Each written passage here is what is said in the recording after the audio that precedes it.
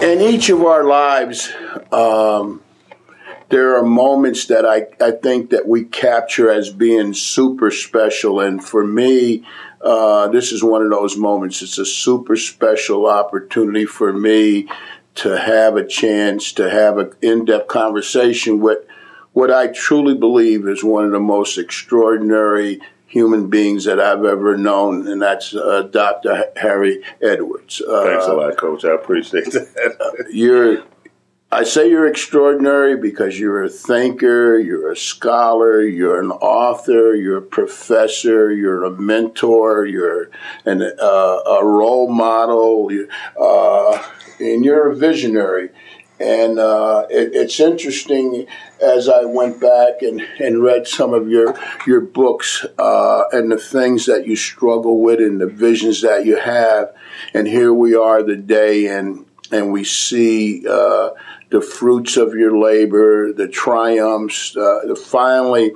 I remember Malcolm X saying one time that history is best situated to record all man's deeds. And what it says to me is history ultimately puts things in their proper perspective. And so here we are today, and history has put your contributions in their proper perspective. And so what I'm hopeful today is that our viewers can have an opportunity to learn about and appreciate the extraordinary contributions that you've made to the world of athletics, to education, and to Black culture. And so with that, I'd like to kind of start right where you started, in East St. Louis, Illinois, and a little town along the Mississippi River, across the river, actually from St. Louis, Missouri, a town that clearly back in the 40s was predominantly Black, and to this day is still a predominantly Black town.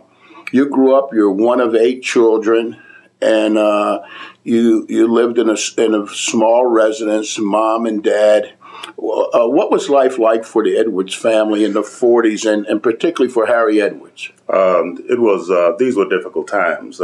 Being children, of course, we were not aware of the scope or depth of the difficulty because we were sheltered from so many of the realities of Black life in American society by our parents. Our world extended to the parks that were nearby and to the streets and homes in our immediate neighborhood. So it was not really until I got into my last year of elementary school in 1955 that I really realized there was a broader world out there that was not just challenging, but scary at a real basic level. I grew up, my father, literally until the day he died. I mean, he was an amazing individual. He was about 6'3", about 235 pounds. And up until the day he died, I mean, he had a waist of about 36. I never remember him wearing a larger pant size than a 38. So he was able to sustain himself, I think, mostly because he worked so hard. This was a man who was an ex-convict. He spent 8 years of a 18-year sentence in Joliet State Prison, where he was sent when he was 17 years old in Illinois. And he came to East St. Louis, got married. He worked 2 jobs most of his life. He always had more than one thing going. And he literally went into bad health trying to prove that a Black ex-convict could support a wife and 8 children on $65 a week and still stay honest in a supremely racist society. But I grew up believing that he was the strongest man in the world. I believe that he used to be a boxer when he first got out of prison. He was a pretty good athlete. And then in 1955, I remember a kid brought a copy of Jet magazine to the wood shop. And in there, they had that photo of Emmett Till in his coffin.